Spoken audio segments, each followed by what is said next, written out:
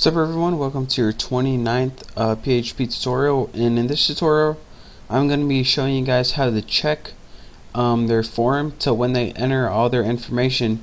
We want to validate it and make sure it's alright, and also if it is, we want to send them a confirmation email so they can actually sign up for the game. And just a reminder to you guys, if you go to my website thenewboston.com and scroll down until PHP, all of my source code is right here for 27, 28, and I'm going to put 29 after this. And another thing, make sure you're watching these videos in high quality. If you can't even read what I'm typing right now, watch in high quality and it's going to be crystal clear. And any questions that you have, sign up for my forum at thenewboston.com and ask me them there. I never check my YouTube messages, so if you ask me on my forum, thenewboston.com, I guarantee I will answer them for you. So now, whenever the user submits all this data, it's not going to actually check the data right here. It's going to go to registernext.php and it's going to validate all the data there. So what we need to do is actually make a file, and we're going to save this as registernext.php. And the purpose of this file is to validate all the data that we got from this form in register.php. And remember, whatever the action is, that's what script it's going to go.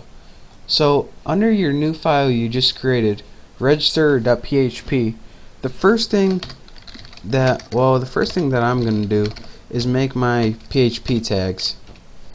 The second thing that you're going to want to do, in the last tutorial, maybe we made a file to connect to our database. We want to include that anytime we're going to be adding information or getting it from our database. We need to add connection.php and make sure that those are in single quotation tags. So now that we have included the connection file, we can connect to our database. And I remember I named mine like connect or conFFF or something, but just to show you guys what it is, yours is going to be different. But whatever is, put include, and whatever your connection file is, remember we did this in the last tutorial, include it right there. The next thing, or the very first thing that we're going to want to do, is test if the username is alphanumeric, and if it isn't, then we want to post the error messages. And this is what I mean by that. In the website I already made, let's go, Quora.com. I don't have anything embarrassing in my history, do I? No. Alright, just checking. I don't I don't want to post this video and have something embarrassing in there. Quora.com. And this is what we're going to be creating in this tutorial. We want the user to enter a password with or a username with letters and numbers like this, or Greg55. But if the user enters anything that has like symbols like that, then whenever they register, we want them to say username must only contain letters and numbers, so they got an error message. That's what we're going to be doing today. Let's go ahead and close that. We don't need it anymore. So the code for that, let's enter a comment so we know what we're doing. Test to see if username is alphanumeric. Yeah, I spelled it wrong, I know. The first thing we're going to need to do is make a variable to test. And this variable is going to be whatever their username, the username they entered.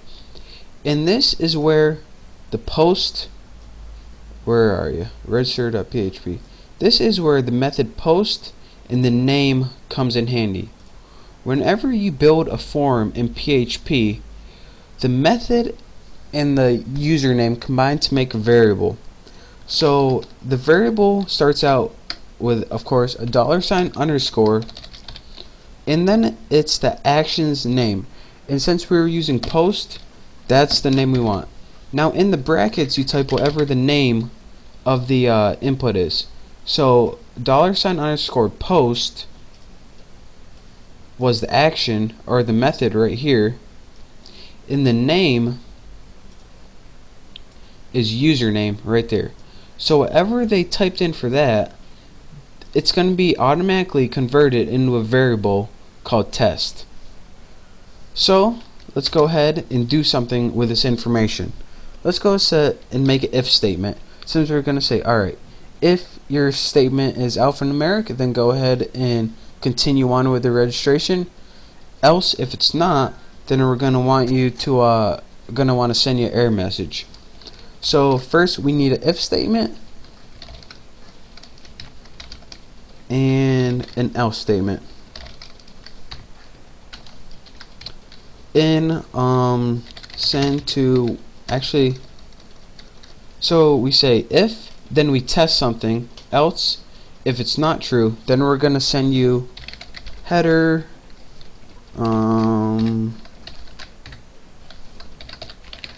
location invalid name.html. So we're gonna put our test condition right in here, and if it's invalid, what this means, if it's invalid, the other option, we're gonna send you to this website, and that's the website that says sorry, but you entered a name with symbols in there or something. So the test condition for this is kind of complicated, so pay attention. We want to have the test. We want to test this variable to make sure that our code is alphanumeric. It only contains letters and numbers. So to do that, you need to follow along really closely, because this is really confusing. You need to add an exclamation point and type in EREGI. This is a built-in function that PHP uses to test whether variables are alphanumeric. Now in your parameters in that, I need you to add quotation marks around